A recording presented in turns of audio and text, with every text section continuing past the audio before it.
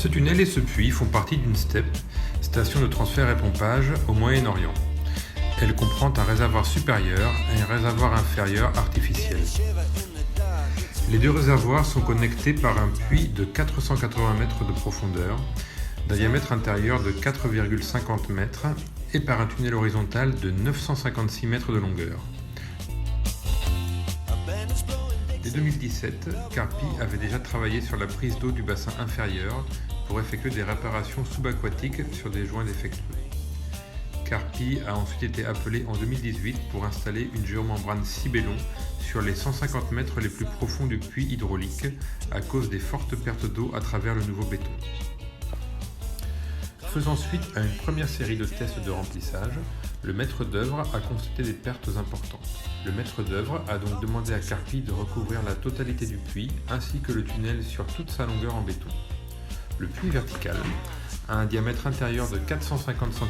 L'étanchéité du béton est assurée par un géocomposite Cibellon CNT 4400 composé d'une géomembrane PVC haute performance de 3 mm d'épaisseur, thermolaminé en usine en phase d'extrusion à un géotextile polypropylène de 500 g par mètre carré. Les rouleaux de Cibellon CNT ont une largeur de 2,10 ou 2,15 mètres et une longueur de 17,5 et 30 mètres pour une manutention plus aisée pendant le montage.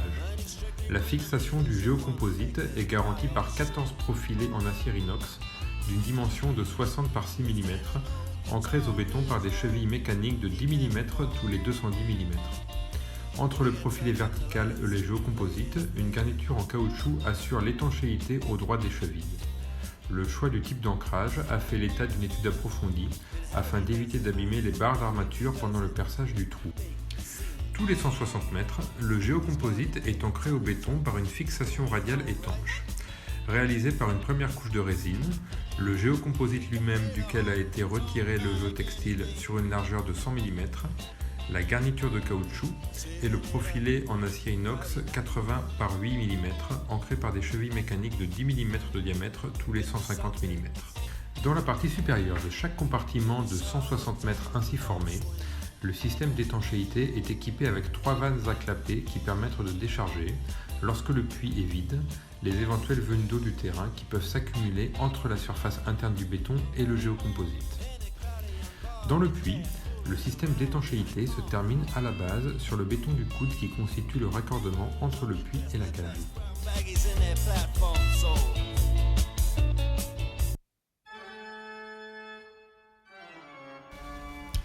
L'inspection du tunnel a mis en évidence des venues d'eau à travers les joints du béton.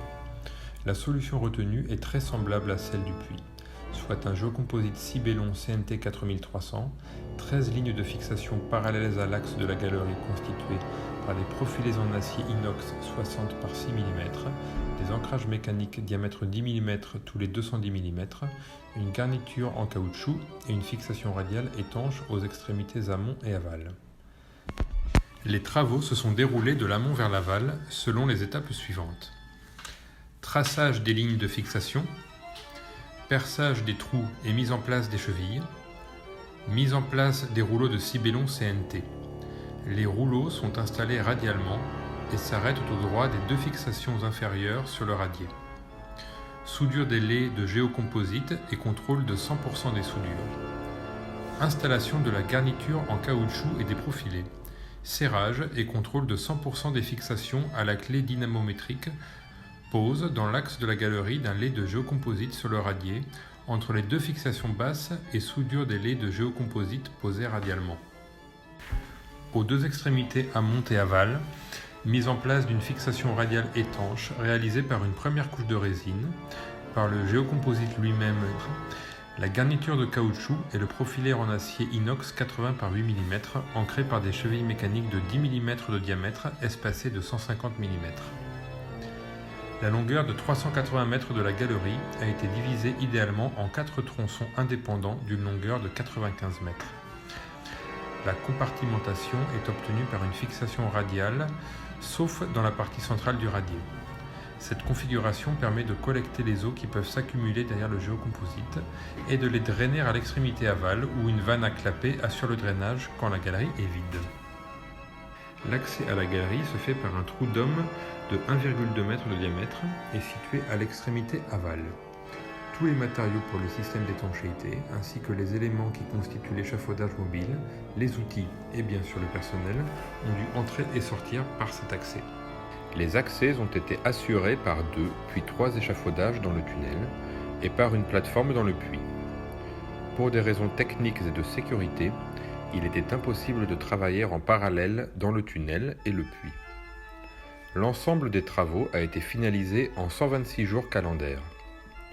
Suite aux tests de remplissage effectués, le système d'étanchéité mis en place par Carpi a permis de réduire d'une façon très importante les fuites mesurées précédemment et est aujourd'hui en train de démontrer son efficacité.